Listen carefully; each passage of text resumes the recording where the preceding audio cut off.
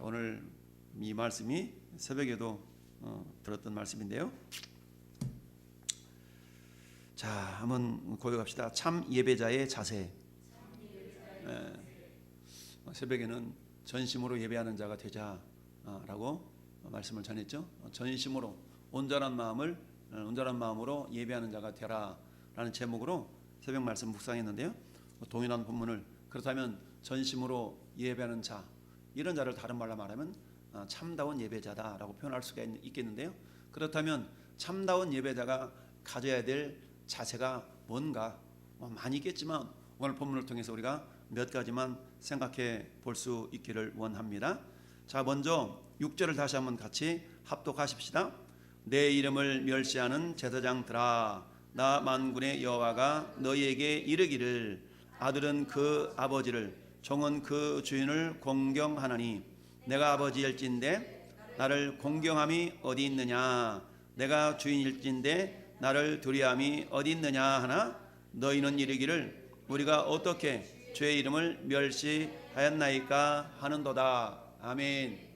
어떤 사장님이 종업원을 고용을 해서 그 회사를 경영해 갑니다. 근데 그 종업원 가운데 아들이 한 명 끼어 있었어요. 그렇다면 아들이 자기 회사를 바라보는 관점, 아들이 자기 아버지 회사에서 일하는 그 마음가짐과 종업원으로 뽑혀서 선택이 되어져서 일하는 사람의 마음가짐이 같으면 좋겠지만, 그러나 일반적으로 같지 않는 것을 우리는 잘 알 수가 있습니다. 물론 종업원으로 선택되어서 일하는 사람들은 저 사람은 사장님의 아들이니까 라고 하면서 뭔가 부러워하는 그런 눈짓도 있겠지만, 정상적인 자녀라 그러면, 정상적인 아들이라면 아버지 회사가 어떻게든지 잘 되기를 바라면서 자기 맡겨진 일을 최선을 다해서 아버지의 마음을 품고, 아버지가 어떤 마음을 품고 이 회사를 경영하는가 라는 생각을 하면서 아마 비록 종업원이지만 일을 할 겁니다. 그러나 대부분의 종업원들은 어떤 생각을 가져요? 내가 정당하게 일한 대가의 노동력을 내가 이곳에서 받는 것은 당연하지만, 그러나 그 외에 어떤 것을 내가 더 수고하고 애쓰고 이런 모습들에 대해서는 아들만큼은 하지 못하는 것이 일반적인 모습일 수가 있죠. 물론 그렇지 아니하고 종업원 가운데서도 사장님의 아들보다 더 그야말로 마음을 다하여서 충성할 수 있는 그런 사람들도 있겠죠. 그런 사람들에게는 나중에 사장이 보는 눈이 있기 때문에 또 다른 대우가 나갈 수가 있겠는데, 자, 오늘 참 예배자의 자세 첫 번째는 따라합시다. 하나님을 경외하는 마음. 그렇습니다. 하나님을 경외하는 마음이 있어야 된다라는 얘기예요. 하나님을 경외하는 마음. 경외라는 것은 뭐예요? 두렵고 떨리는 마음으로 섬기는 마음을 우리가 경외한다라고 말씀하고 있죠. 자, 하나님은 창조주이시고 우리는 피조물입니다. 그러니까 창조주이신 하나님께서 피조물인 우리 인간을 당신의 자녀 삼아 주셨다는 것은 엄청난 기적이고 놀라운 사건이 아닐 수가 없습니다. 그럴 때 우리는 어때요? 그 하나님에 대해서 감히 하나님을 아버지라고 부를 수도 없는 그런 존재였던 우리를 하나님을 향하여서 아버지라고 부를 수 있는 엄청난 신분 상승이라고 표현할 수 있을까요? 그런 존재가 되었음에도 불구하고 오늘 6절 말씀은 그렇게 얘기하여 내 이름을 멸시하는 제사장들아.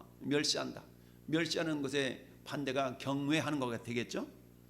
나 만군의 여호와가 너희에게 이르기를 아들은 그 아버지를 종은 그 주인을 공경하나니 근데 내가 아버지일진데 나를 공경함이 어디 있느냐, 내가 주인일진데 나를 두려워함이 어디 있느냐 하나 너희는 이르기를 우리가 어떻게 주의 이름을 멸시하였나이까 하는도다. 그들은 그렇지 않았다. 그들은 우리가 언제 멸시했습니까?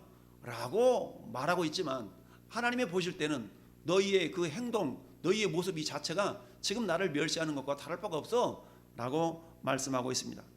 그러면서 진단을 내리시기를 7절에 너희가 더러운 떡을 나의 제단에 드리고도 말하기를 우리가 어떻게 주를 더럽게 하였나이까 하는도다. 이는 너희가 여호와의 식탁은 경멸히 여길 것이라 말하기 때문이라. 그러니까 오늘 본문의 시대적인 배경이 어떻다고 그랬습니까? 오늘 새벽에 말씀드렸던 것처럼 증인 말라기 선지자 이름이 나의 사자라고 했죠. 나의 사자. 이 말라기서가 기록되어진 시대적인 배경이 주전 430년경이라고 했는데, 이때는 어떤 시대였냐면, 자, 북쪽 이스라엘은 이미 아수리에게 주전 722년에 멸망을 당했고, 남쪽 유다마저도 바벨론에게 주전 586년에 멸망을 당했어요. 그리고 하나님의 예언의 말씀처럼 70년의 포로기가 끝나는 그 어간에 하나님께서 고레스라는 메대 파사의 왕을 통해서 이제 예루살렘으로 돌아가서 성전을 건축해도 좋다라는 칙령을 내리게 됩니다. 이때가 주전 538년이었어요. 자, 이 칙령이 내려진 1년 뒤에 537년에 스룹바벨과 여호수아라는 그 제사장을, 대제사장을 중심으로 해서 이제 어때요? 그야말로 성전 재건의 비전을 품었던 사람들이 이제 돌아오게 되죠. 그 사람 가운데는 어떤 사람들이 있었다고 그랬냐면 느디님 사람들도 있었다고 그래서 기억나시나 모르겠어요.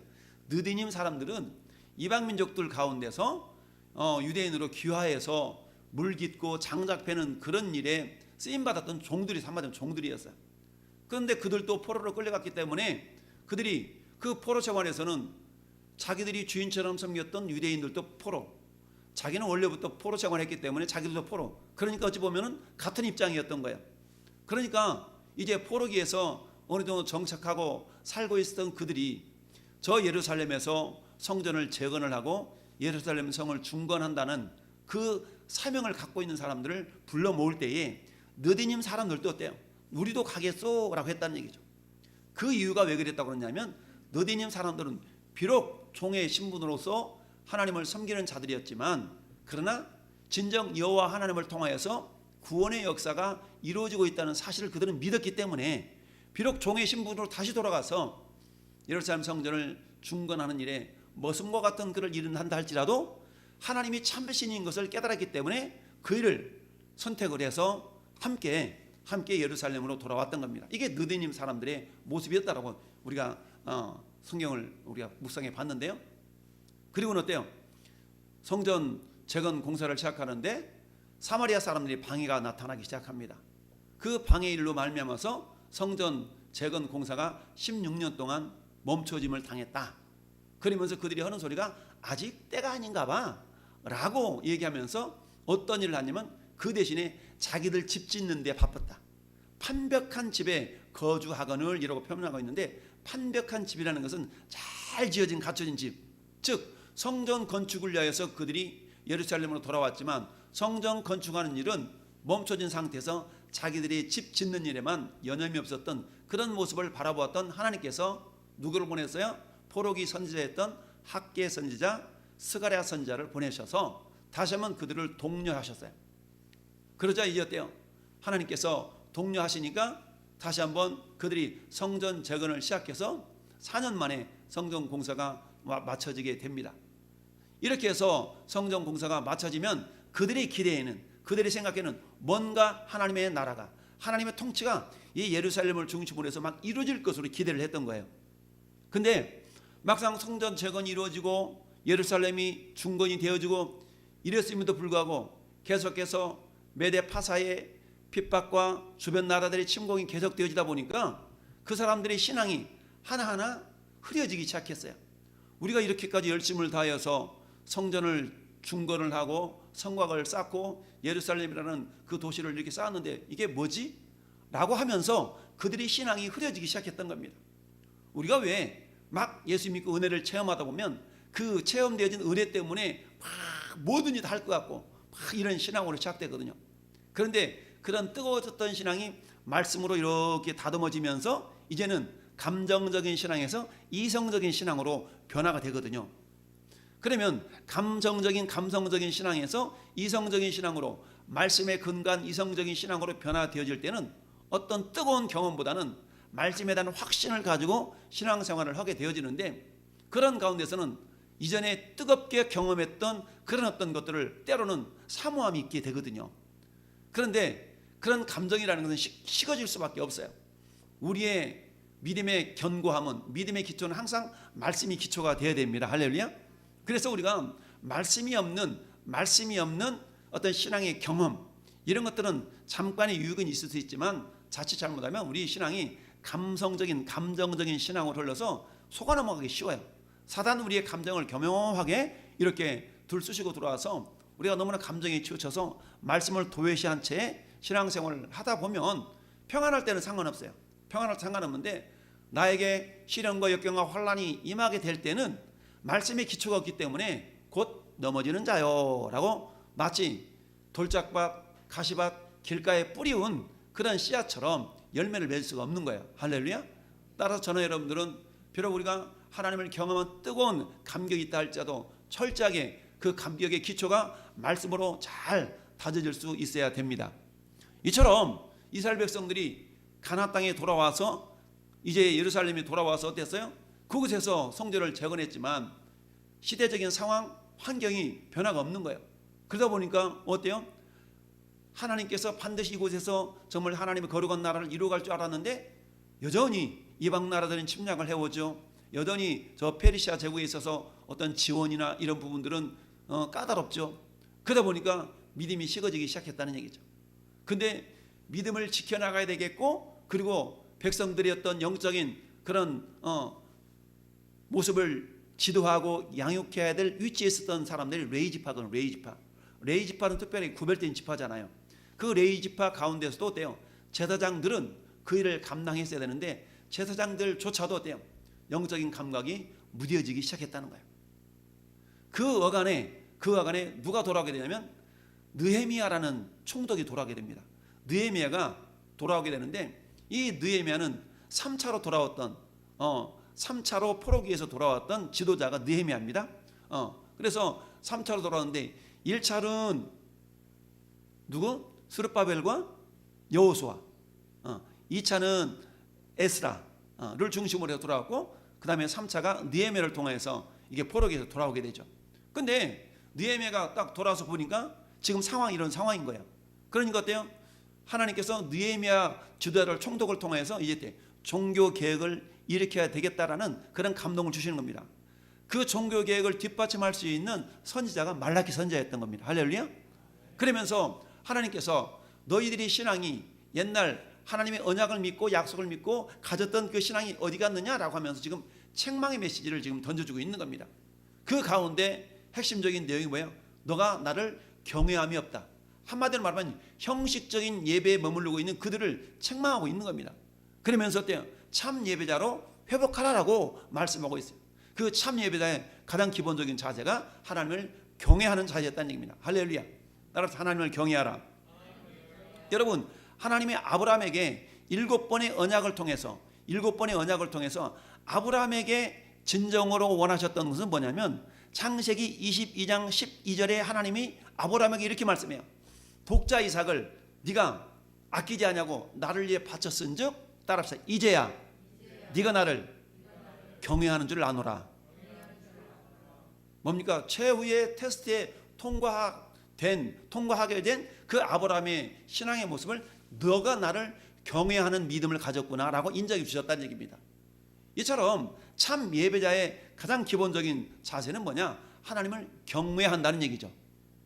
경외함의 근본 마음속에는 하나님을 향한 은혜를 기억하고 있어야 되겠고, 하나님을 향한 사랑의 마음이 있어야 됩니다. 할렐루야. 네. 그렇게 해서 경외하는 마음이 있어야 되는데, 근데 시대적인 상황이 그러다 보니까 제사장들마저도 하나님을 향한 경외함이 없는 거예요. 오늘 말하면 예배를 드리기는 드리는데 감동이 없이 드리는 거예요. 그러면서 뭐라고 얘기합니까?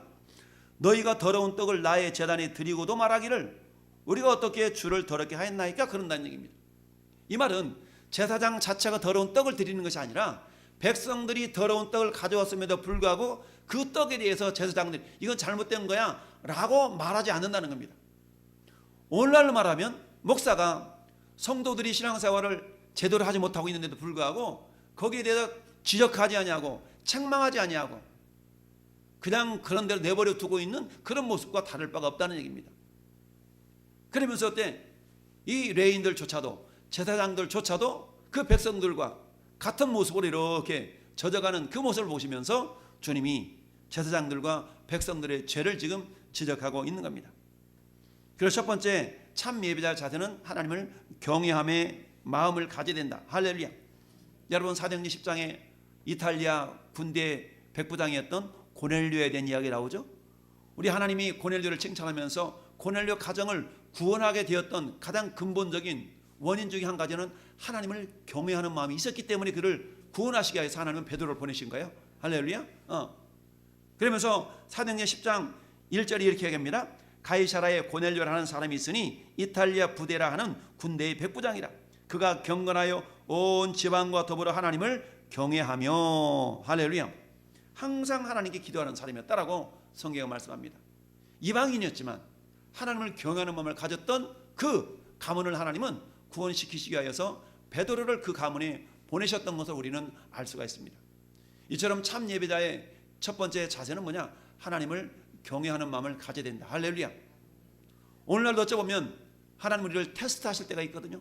그 테스트의 목적 중에 한 가지는 너가 나를 경외하느냐에 대한 부분입니다. 할렐루야. 하나님을 경외하는 마음.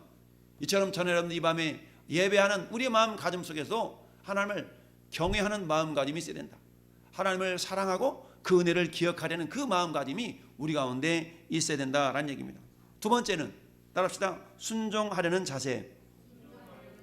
그렇습니다. 순종하려는 자세가 있어야 된다는 얘기죠. 순종. 뭐니 해도 순종이 제사보다 낫고 듣는 것이 순양의 기름보다 낫다. 여러분 사울왕이 폐위를 당하게 된 근본적인 원인이 불순종이 있거든요. 하나님의 말씀에 대한 불순종. 다른 말로 말하면 내 방식대로의 신앙생활 때문에 그랬던 겁니다. 하나님께서 아말렉이라는 그런 이방인들을 진멸하라라고 말씀하셨음에도 불구하고 진멸하지 아니하고 때깔 좋은 짐승들을 남겨두었고 아말렉 왕 아각을 사로잡아왔어요. 죽이라고 그랬는데 죽이지 않고 사로잡아왔다는 얘기죠. 이 모습을 하나님께서는 사무엘 선지자를 통하여서 사울왕을 책망했던 것을 보게 됩니다. 그러면서 하셨던 말씀이 사도행전 사무엘상 15장 22절에 듣는 것이 순양의 기름보다 낫다. 순종이 제사보다 낫고 듣는 것이 순양의 기름보다 낫다라고 주님이 말씀하셨던 걸 보게 됩니다. 뭐니 해도 참 예배자의 모습은 우리가 예배할 때 말씀을 왜 들어요? 그냥 은혜 받고 땡이요? 아니요. 우리가 말씀을 듣는 이유는 듣고 순종하기 위해서 듣는 겁니다. 할렐루야. 예배에는 반드시 말씀이 선포되어지는데 선포된 말씀을 듣고 우리 아멘으로 받는다는 얘기는 그 아멘으로 받는 그 말씀을 내 삶의 현장 가운데서 준행하며 살아갈 수 있도록 하기 위해서 우리가 말씀을 아멘하는 겁니다. 할렐루야. 그래서 참 예배자의 두 번째 자세는 따르자 말씀에 대한 순종. 그렇습니다. 말씀에 대한 순종입니다. 이 순종의 가장 궁극적인 모범을 보여주셨던 분이 예수님 아니겠어요? 예수님은 어떤 순종의 모습을 보여주셨습니까? 우리가 잘 아는 기도응답의 축복의 말씀에서 누가복음 22장 42절에 아버지 할 만하시거든 이 잔을 내게서 옮기시옵소서. 그러나 내 원대로 마옵시고 아버지의 원대로 되기를 원하나이다 하시면서 십자가를 지신 거 아니겠습니까? 인간적인 육신적인 생각으로 말하면 십자가 지는 것이 너무 고통스러운 것을 아셨기 때문에 이 잔을 치워달라고 그랬어요. 그러나 내 원대로 마옵시고 아버지 원대로 되기를 원하나이다. 내 생각을 내려놓고 아버지의 생각을 받아들일 수 있는 이런 마음, 이게 뭐야? 이게 순종의 자세였던 겁니다. 참 예배자의 두 번째 자세는 이처럼 순종하려 하는 마음입니다. 할렐루야. 세 번째 마음의 자세는 따라서 구별된 예물을 드리는 자세. 그렇습니다. 구별된 예물을 드리는 자세. 자, 로마서 12장 1절은 우리에게 그렇게 말씀하고 있죠. 그러므로 형제들아 하나님의 모든 자비하심으로 너희를 권하노니 너희 몸을 하나님이 기뻐하시는 거룩한 산 제물로 드리라. 할렐루야. 이는 너희가 드릴 영적 예배니라. 우리가 예배에 있어서 우리 몸 자체가 하나님 앞에 예물로 드려지는 겁니다. 할렐루야. 그래서 모든 예배에는 제가 예물이 있어야 된다고 말씀한 이유는 우리 몸 자체가 예물이기 때문에 그러는 거예요. 그렇지만 우리 몸 자체가 예물인데 물질을 통해서 내 몸을 대신해서 하나님께 올려드립니다 라는 모습으로 우리가 예물을 드리는 건데, 너희 몸을 하나님이 기뻐하시는 거룩한 산 제물로 드리라. 할렐루야. 이게 너희가 드릴 영적 예배니라. 그러니까 예배는 내 몸을 주님께 드린다. 몸을 드리는 것 두 글자로 헌신이라고 얘기하죠. 헌신의 자세가 우리 마음 가운데 있어야 됩니다. 그래서 예배는 헌신의 성격을 가지고 있는 구약시대의 제사의 성격의 번제라고 얘기합니다. 번제는 헌신의 성격이 있습니다. 그래서 모든 제사에는 번제와 그 다음에 소제의 성격이 있는데 번제와 소제가 같이 드려지는 거예요. 근데 주일에는 어때요? 주일에는 번제와 소제가 굳이 나눠져서 드린다라는 그런 개념으로 우리가 이해할 수가 있는데, 그래서 번제는 전적인 헌신의 의미가 있고요, 소제라는 것은 감사의 의미가 담겨져 있는 겁니다. 그래서 이 예배에는 헌신과 감사가 같이 어우러져서 주님께 올라가게 되어지는 것인데요. 그래서 계시록에 보면 성도가 기도할 때에 향연이 성도의 기도와 함께 하나님 전으로 올라간다라는 말씀이 있죠. 성도의 기도가 향연과 함께 올라간다고 그랬어요. 할렐루야. 기도만 올라가는 것이 아니라 향연이 함께 올라간다는 얘기입니다. 그럴 때 향연이라는 것은, 향연이 뭐예요? 향연은 향을 태울 때 나는 연기를 향연이라고 얘기해요. 근데 그 향을 어떻게 만들어요? 향을 고운 가루를 만들어서 가장 귀한 것들을 이렇게 취해서 향을 만들지 않습니까? 그 향을 태울 때 냄새가 올라가는데 이 향이 타지지 않으면 냄새가 나타나지 않죠.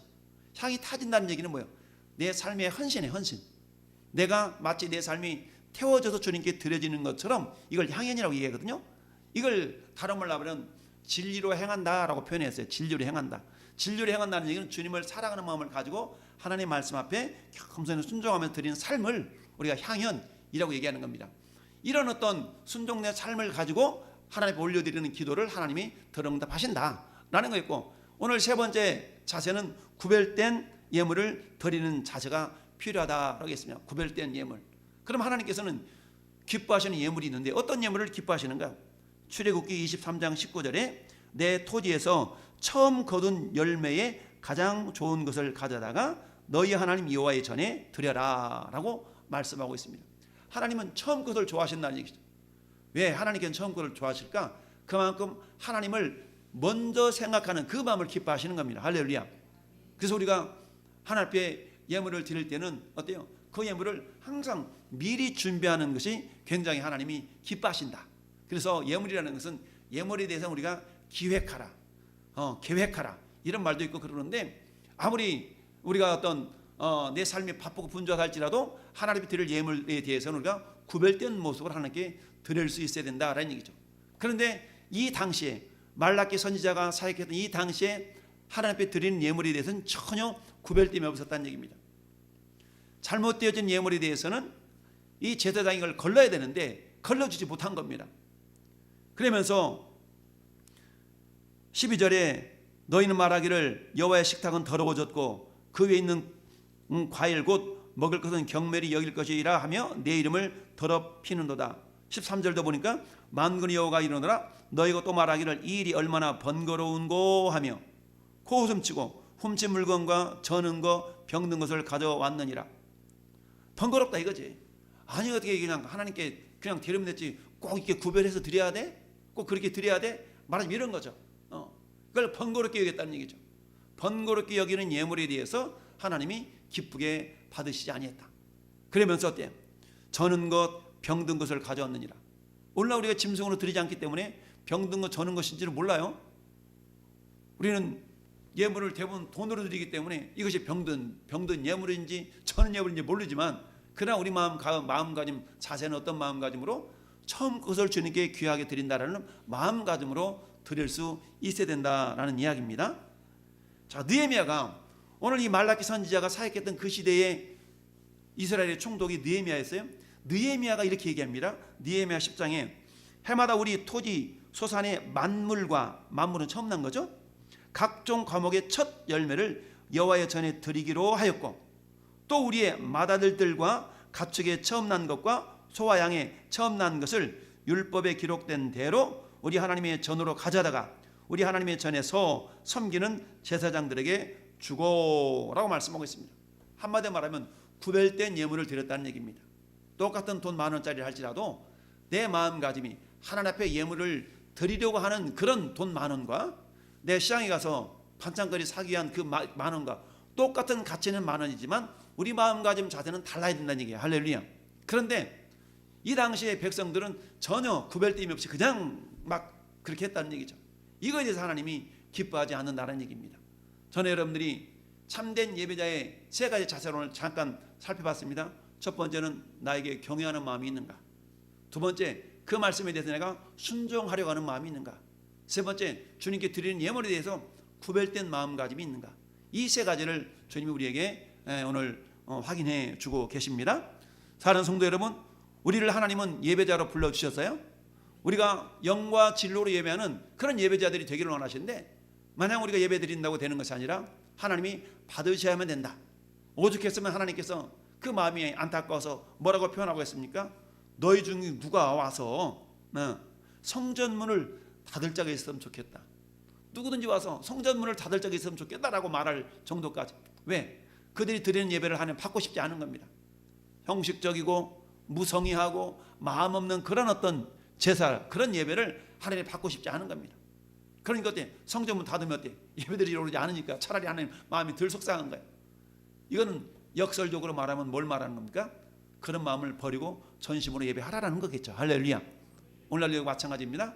하나님 우리에게 말씀을 주신 까닭은 우리의 마음과 생각, 행동을 점검하고 진단해서 내가 전심으로 하나님께 예배하는 참 예배자의 모습이 나에게 있는가를 늘 점검하면서, 먼저 내 마음 가운데 하나님을 경외함에 있는가? 내 마음 가운데 말씀을 듣고 그 말씀을 순종하려고 하는, 우리가 한마디로 말하면 그런 어떤 발버둥 치는 하나님 말씀에 순종해야 되는데 나는 그런 어떤 모습이 있는가? 세 번째, 어쨌든 하나님이 기뻐하시는 예물을 드리려고 하는 그런 주님을 기쁘시게 하는 그런 마음가짐이 있는가? 이걸 우리가 오늘 살펴보았습니다.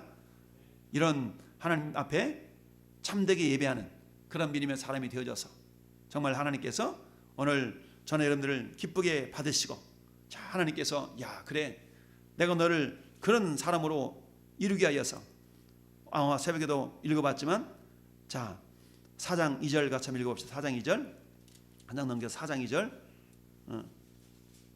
시작. 내 이름을 경외하는 너희에게는 공의로운 해가 떠올라서 치료하는 광선을 비추리니 너희가 나가서 외양간에서 나온 송아지같이 뛰리라. 아멘. 하나님을 경외할 때, 참 예배자의 모습을 보일 때 하나님께서는 어떤 공의로운 해가 떠올라서 치료하는 광선을 비추리니, 할렐루야.